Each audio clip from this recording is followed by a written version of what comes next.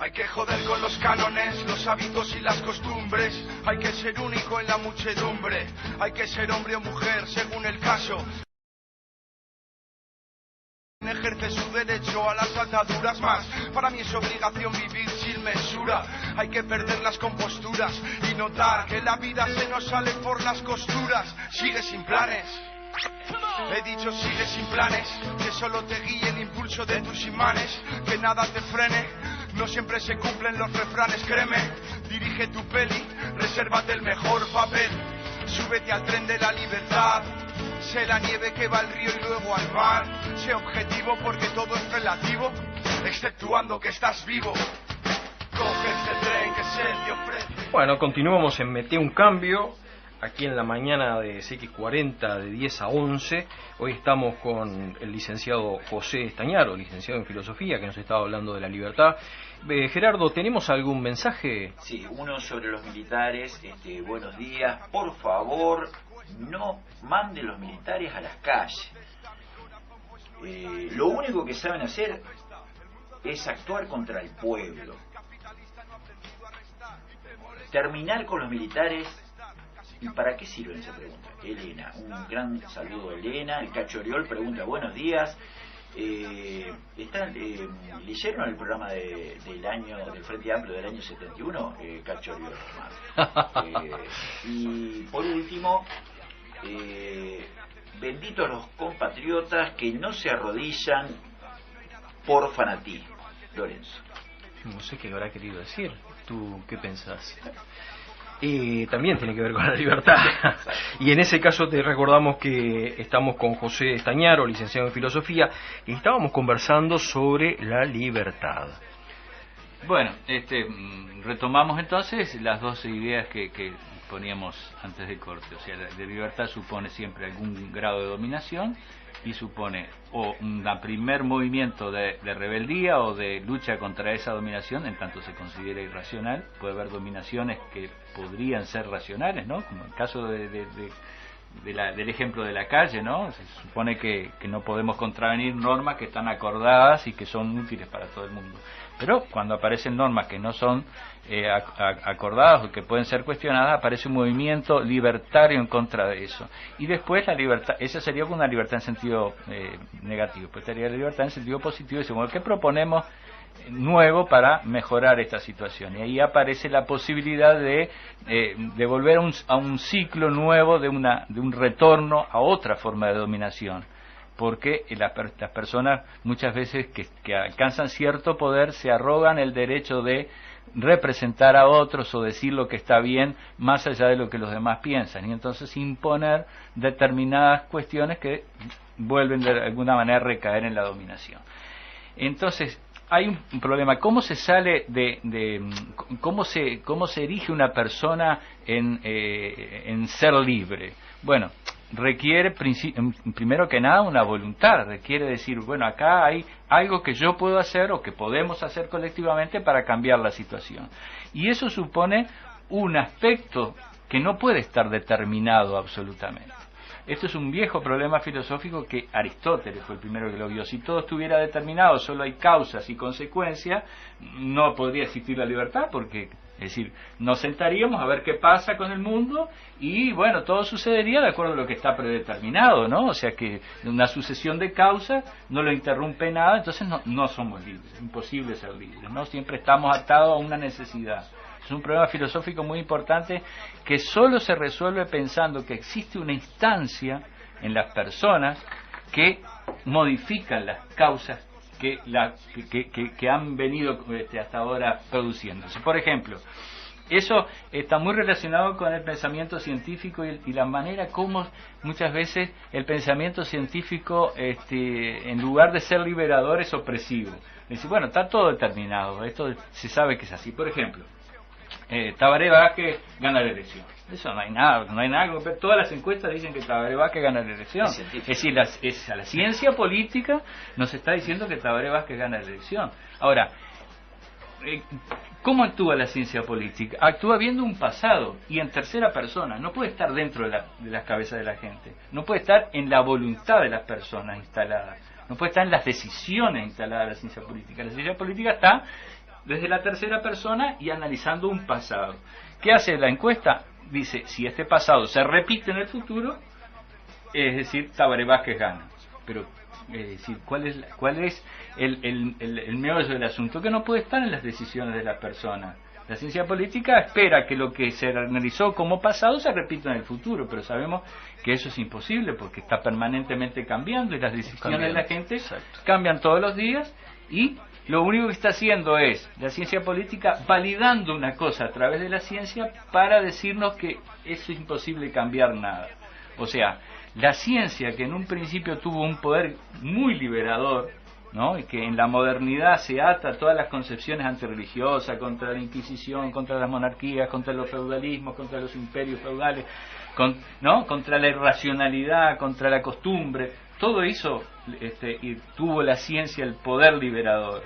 Ahora resulta que aparece como poder opresivo, porque dice, no, esto está determinado. Aquí no hay nada que hacer. Es cuando, como escuchábamos, por ejemplo, a Viera la otra vez hablar de cosas que están instaladas en la economía, cosas que no se pueden hacer, que no se pueden pensar. ¿Por qué no se pueden pensar cosas nuevas? ¿Por qué? No, porque esto es así, el mundo es así, no hay nada, porque ya lo dice la ciencia. En definitiva, recaen, es decir, el último resguardo que le queda a la opresión hoy, como está, porque la opresión de alguna manera se restauró de otras maneras, ¿no? A partir de la ilustración y de la modernidad capitalista se reinstauraron nuevas formas de opresión. Pero en definitiva, ¿a qué vienen? ¿Cuál es el resguardo más grande? El pensamiento científico, que justamente fue el más liberador y el que hizo posible que mucho pensamiento y muchas prácticas humanas cambiaran radicalmente, liberándose de ataduras milenarias, ¿no? Entonces, bueno,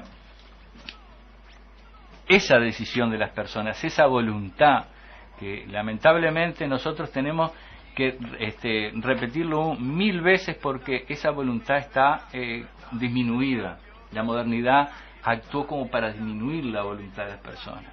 Es decir, actuó como que todo podía resolverse en forma macro, en forma de grandes relatos, en forma de grandes mecanismos que podían ser científicamente evaluables, podían ser, todas las actitudes de las personas eran cuantificables, cualificables, estandarizadas, en fin, todo eso hizo de que la voluntad pasara a un plano muy ínfimo. Si ahora le preguntan a las personas, ¿qué puede hacer la voluntad de las personas? Y muy poco, debe decir, esto está todo hecho, es decir, acá está todo establecido, esto no lo cambia nadie. No, justamente, lo cambia la voluntad de las personas que se dan cuenta de que es posible el cambio.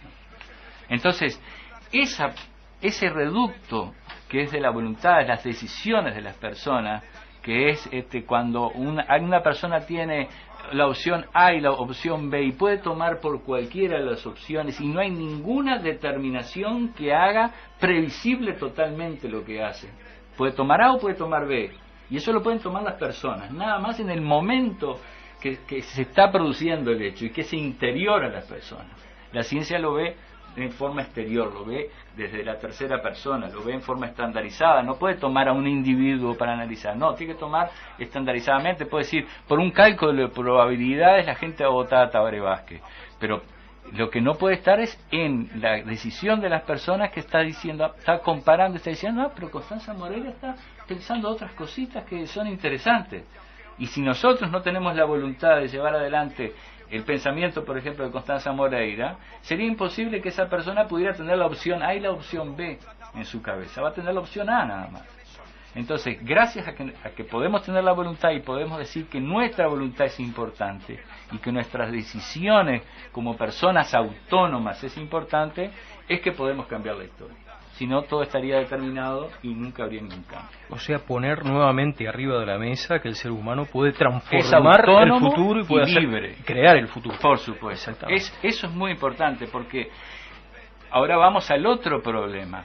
Cuando la modernidad capitalista, de la mano de la ciencia, rechazó todas esas formas de dominación y impuso determinadas formas libertarias de ser, tuvo que recurrir a la conciencia de las personas. Tuvo que recurrir a que las personas pensaran, que las personas reflexionaran, etcétera, etcétera, etcétera.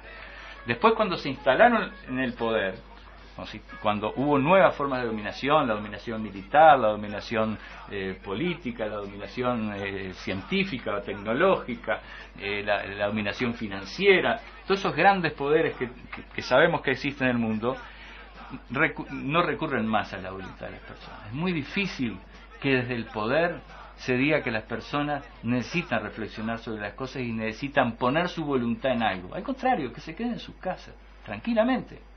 O sea, ¿por qué? Porque saben que la única forma que el poder se puede combatir es en la medida de que las personas reflexionen y actúen de una forma distinta a lo que está preestablecido, lo que puede ser como lo aceptado, ¿no? Entonces, esa forma de reflexionar implica que si hay una nueva, si se instalan nuevas formas de dominación a raíz de una lucha libertaria, para que esas formas de dominación no se reproduzcan, es necesario que confiar siempre en la decisión de las personas, volver siempre a lo que la gente está pensando, a lo que la gente puede reflexionar, a lo que cada uno puede reflexionar y puede participar. En tanto la gente, los poderes se abroquelan y usan todo el poder y descartan a la gente y la reflexión de la gente, no tienen forma de no oprimir de vuelta. Bien, pero eso entra en contradicción con un punto, me voy a poner del lado crítico. Perfecto. Que hay temas de que, por ejemplo, tú no podés poner dicen algunos, ¿no es cierto? No podés poner en todo el conjunto de la población, porque la población está desinformada y a veces no conoce todos los elementos con profundidad para tomar una opinión con respecto, por ejemplo, a la megaminería.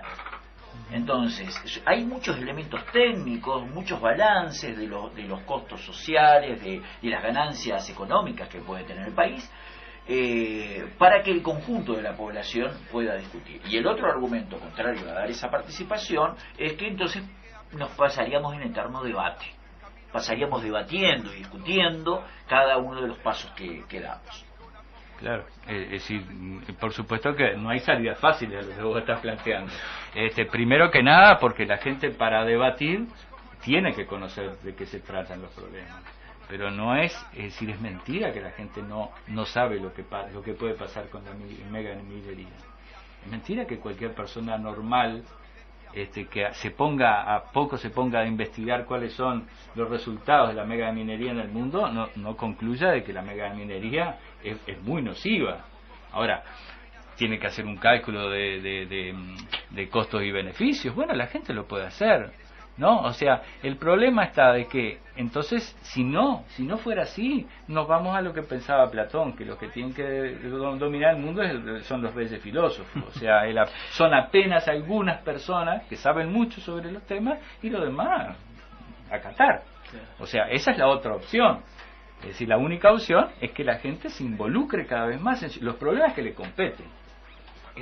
Algunos pensamos de que la democracia representativa, porque tú tocaste ahí, está totalmente perimida. Y hoy se levantan alguna gente hablando de la democracia participativa, en primer lugar. Y en segundo lugar, el tema de la trilogía medios, democracia y libertad. Todo un tema también que creo que está imbricado con el tema de la democracia representativa, o sea, legar y dejar esa sensación en el conjunto de la población de que, bueno, ya está todo hecho y otros deciden por uno. Que es, a mí realmente a veces me exaspera. Sí, no, es evidente que las formas de opresión, es decir, son múltiples, ¿no? Es decir, hoy ya no podemos hablar cuando hablábamos de la opresión en el medioevo, bueno, más o menos tenemos claro fácilmente. Ahora las formas de opresión están muy entrelazadas, o sea, lo militar con lo económico, con lo mediático, es decir, hay múltiples formas de opresión. Pero sin embargo, no hay que ser tampoco tan pesimista, es decir, las formas de opresión se van de alguna manera cuestionando, la gente las cuestiona cada vez más. Por ejemplo, las formas de opresión bélica, la gente cada vez se cuestiona más, cada vez a la población de Estados Unidos le va a costar, por más que tengan los drones y todo lo demás, le va a costar cada vez más esfuerzo convencer a las personas que vayan a morir en una guerra a Medio Oriente, o sea, y las personas en el mundo cada vez rechazan más la forma de intervención colonialista militar. O sea que eso es un escollo que tiene que vencer la opinión pública. La opinión pública es fundamental para estas cosas. O sea, en tanto haya opinión pública que se crea lo que los imperialistas dicen, no pasa nada. Pero la opinión pública es obvio que cada vez se cree menos lo que dicen los imperialistas. Entonces, cuando hablamos de que hay un vacío ideológico, que esto es horrible, de que hemos ido para atrás, no es mentira. En realidad, en muchas cosas hemos ido para adelante. Hoy cada vez es más difícil que la gente, que la opinión pública convencer para opciones dominantes. O sea, por supuesto que la pueden hacer. Por supuesto que si a Obama se le ocurre mandar los drones y mandar el ejército, lo va a hacer. Pero los costos van a ser cada vez más superiores. Y en cuanto a otra forma de dominación, sí, la ley de medios es otra. O sea, es decir, antes aquí se hacía lo que querían las tres familias con los canales de televisión, pero hoy ya no están así. Por lo menos se puso en un debate público, por lo menos la gente se preguntó y se avanzó. O sea, yo creo que se avanzó algo. En ese sentido, Jorge, yo tengo una duda acá, porque tú hablabas, por ejemplo, que claro, la gente, hay cosas que no quiere, por ejemplo, y nombrabas la sociedad norteamericana, que no quiere ir a otra guerra, por ejemplo, es real, en una sociedad que en realidad ve volver a sus hijos en bolsas negras. Sí. Pero ¿qué pasa con la sociedad uruguaya, por ejemplo? Porque yo acá también un poco... contradiciendo en parte lo que tú decís, veo un gran retroceso ideológico en el conjunto de la población, y creo que no es una sensación mía, es una sensación de mucha gente, ¿no? ¿Cómo lo ves tú? Yo sinceramente no creo en un gran retroceso. Se ha cambiado ¿Un adormecimiento tal vez? No, ¿sabes lo que se retrocedió con respecto a cuestiones sustantivas levantadas en los años 70?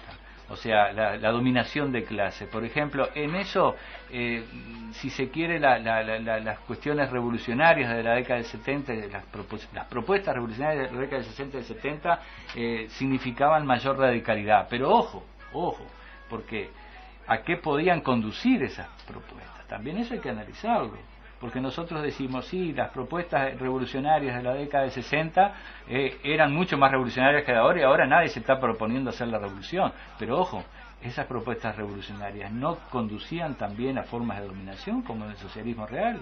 O sea, no fueron cúpulas las que tomaron el poder y decidían por parte representando a las personas, diciendo que eran los proletarios, decidían a diestra y siniestra lo que había que hacer, y si había que expulsar poblaciones, o si había que fusilar gente, o si había que torturar, se hacía. O sea, tenemos que ver, la cuestión ideológica es muy complicada, la cuestión de debate de las ideas es muy complicada, pero siempre tenemos que ver qué pasa con la persona común, la de la calle, la que piensa, la que tiene oportunidad de opinar, ¿no? Y yo creo que la opinión pública en general, en gran medida, ha avanzado con respecto a muchas cosas. Hablábamos de los medios, hablamos, por ejemplo, de la opresión de género. La opresión de género, si vos ves, de acuerdo a las formas de opresivas que estamos hablando, que es la militar, la de medios, la política, la económica, es decir, la opresión de género tiene todas esas particularidades. O sea, es fundamentalmente el militarismo es machista, las formas de opresión económica son mucho peores en la mujer, es decir, y sin embargo se ha dado todo un crecimiento de la conciencia con respecto a esas formas de opresión. O sea que yo no creo que ideológicamente estemos más atrasados que en la década del 60 y 70. Hemos cambiado las perspectivas y hemos puesto en duda que nos representen los políticos y los que obtienen el poder realmente representen a la gente, y eso es una cosa muy sabia. Por eso la duda que hay con respecto a ese porcentaje que vos veías en Chile, que es el mismo porcentaje que es menor acá en Uruguay. Todavía creemos mucho en los partidos políticos, creemos mucho en la jerarquía partidaria, pero hay mucha duda instalada, y esa duda es muy sana, porque la gente sabe que la gente llega al poder y no hace lo que la gente quiere que se haga, ¿no? Hace lo que decide esa gente que cree o ha pensado que representar a las mayorías porque los votó cada 5 años. O sea, esa duda está instalada. La única forma de vencer el problema de la dominación es que cada vez más gente participe en las decisiones, tenga capacidad de decidir.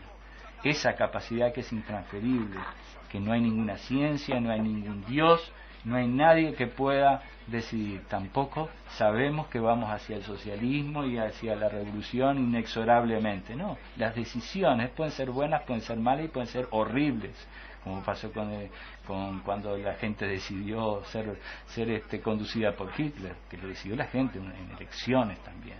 O sea, las decisiones pueden ser horribles, pueden ser malas o pueden ser buenas, pero no hay nada que pueda sustituir las decisiones de las personas. Y nosotros tenemos que racionalmente actuar en dirección a la opinión pública. Y la opinión pública significa que las personas pueden decidir sobre las cosas que le competen. Y las cosas que le competen en un país son muchas, ¿no? La megaminería, las formas de educación, las formas en que se organiza un barrio, la forma, ¿no? Si la gente no participa y cree que aquí está todo, que está todo el pescado vendido, que está todo dado y que científicamente está todo determinado, ahí vamos mal. O sea, la única democracia posible es la participativa, porque es la que cree en la voluntad de las personas y en el acuerdo entre las personas. Muy interesante, porque en determinado momento Jorge decía, bajando a tierra lo que José Stagnaro, hablaba justamente sobre el tema de que a veces cuando se llega a determinadas cuestiones no terminan representando realmente el sentir de lo que la gente votó. Y yo he escuchado en algún comité de base inclusive propuestas tremendas, pero tremendamente sugestivas, como decir, el compromiso de senadores y diputados y cargos de gobierno, que cuando lleguen se comprometan de la misma forma que se comprometen a pagar una cuota partidaria, estar en la salud pública y mandar a sus hijos a la educación pública. Ha sido muy polémico en algunos comités, pero ya lo proponen para el Congreso. Yo sobre la percepción de si nosotros hemos avanzado, yo me parece que es un tema muy importante de diagnóstico, pero para tratar de, si tenemos una esperanza de cambiar la sociedad, para incidir. Mucha gente de izquierda tiene esa percepción, ¿no?, que planteaba Alfredo, de que ha habido un debilitamiento ideológico, de planteos fuertes, de planteos transformadores, en particular de la contribución de clases.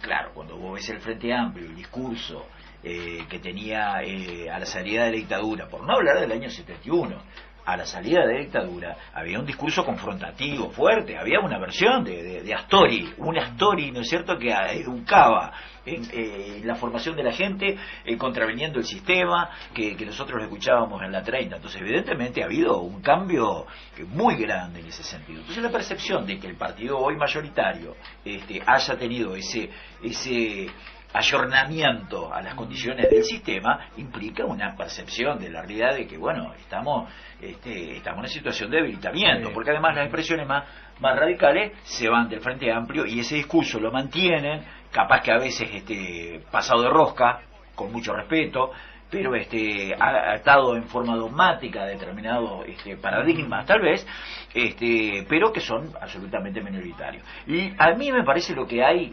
Quique, es un estancamiento. ¿Por qué? Porque para generar ese cambio de conciencia tiene que haber una parte de la humanidad, llámale lo que sea, partidos políticos, clase obrera, no sé, pero tiene que haber una parte de la humanidad que esté trabajando sobre el conjunto de la sociedad para desarrollar eso que está planteando. Y yo, hablando de estancamiento, lamento decirles que estamos llegando al final del programa. Y creo que con los temas que ha lanzado acá José Stagnaro vamos a tener para varios programas más, evidentemente, porque además ustedes no lo ven, pero él preparó un trabajo que creo que es para varios programas y es muy interesante, además da para la polémica y da para pensar. Muy interesante las cuestiones que José Stagnaro nos ha planteado. Desde ya le agradecemos haber estado el día de hoy. No, le agradecido soy yo por poder y ya sabemos que la semana que viene lo tenemos nuevamente por aquí. Para redondear este tema y para otros. Entonces le recuerdo a la audiencia que estuvimos con José Stagnaro, licenciado en Filosofía, exdirector de la Casa de la Cultura de San Carlos 2005-2010. Y esto fue Mete un Cambio, que estamos todos los días, de lunes a viernes, de 10 a 11. Sí, Y querías la decir algo, semana que viene Gerardo. vamos a tener al diputado Puch, el lunes acá. Exactamente. El martes vamos a tener el tema de educación y el miércoles la salud. Mire, ¿sabes qué es esto, no? Sí, no, Este es no, el programa, no, perdón, no. ya no le puedo decir programa, digo medio adefesio que mandaron como programa, Alfredo, por favor, hay que construir, hay que reflexionar y proponer. Bueno, vamos a ver. Bueno, nos despedimos entonces con Lito Nevia y La Balsa, porque está media mojada la cosa en la calle, ¿eh? Adelante. Una balsa y me iré a naufragar. Tengo que conseguir mucha madera.